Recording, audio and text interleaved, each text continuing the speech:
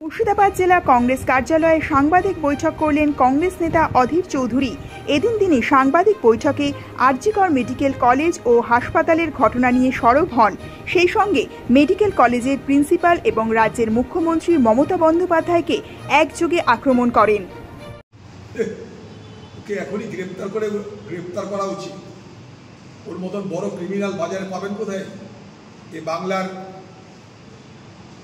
অপরাধ জগতের উদীয়মান সূর্যের নাম ওখানকার প্রিন্সিপাল।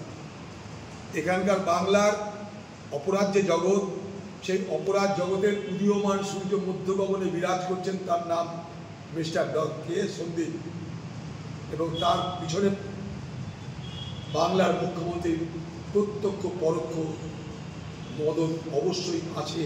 আমি দায়িত্ব নিয়ে কথা বলতে পারি। সব কিছু হয়েছে প্রশাসনের নজরে থাকার সময়। আজকে উনি বুঝতে পারছেন বিপদ আসন্ন। আজকে ওই ভদ্রলোক বুঝতে পারছেন বিপদ আসন্ন, তাই তিনি আরেকটা নাটক করে আইনের সাহায্য নিতে চাইছেন। আইনকে বুড়ো আঙুল দেখিয়ে যারা প্রতিদিন আইন ভেঙেছেন, আইন ভাঙতে ভাঙতে আজ আমাদের ঘরের মা বোনদের নিরাপত্তাকে কেড়ে নিয়েছেন। আমাদের ঘরে একটা মেয়েকে, একটা বোনকে আজকে খুন করানোর পিছনে আপনাদের প্রত্যক্ষ পরোক্ষ প্রশ্রয় কাজ করেছে। সেই সময় দাঁড়িয়ে বিচারকের সামনে জনতার দরবারে আপনাকে বিচার করা উচিত।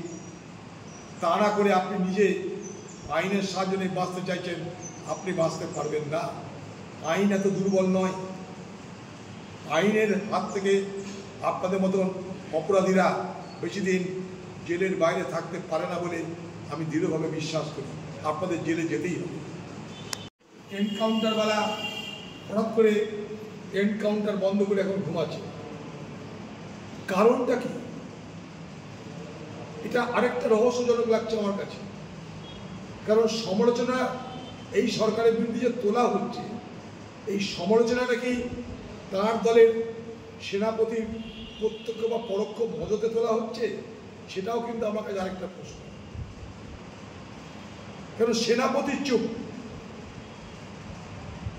পিসি একাই দাপিয়ে বেড়াচ্ছে, ধমকি হুমকি যা এখন পিসি দিয়ে বেড়াচ্ছে, সেনাপতি কিন্তু চুপ হয়ে আছে।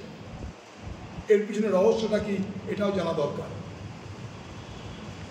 ও আরেকটা নাটক হবে, কি নামবে? কি নামবে? আরজিকরের ঘটনাটা কি অন্যায়? আরজিকরে কি ধর্ষণ হয়নি? আরজিকরে কি হত্যা হয়নি? আগে তার ভালো হতো যদি তিনি বাংলার মানুষের কাছে ক্ষমা চাওয়ার জন্য পথে নামতেন। বাংলার মানুষ ক্ষম হে ক্ষম বলে যদি তিনি পথে নামতেন, তাহলে শোভা দিত।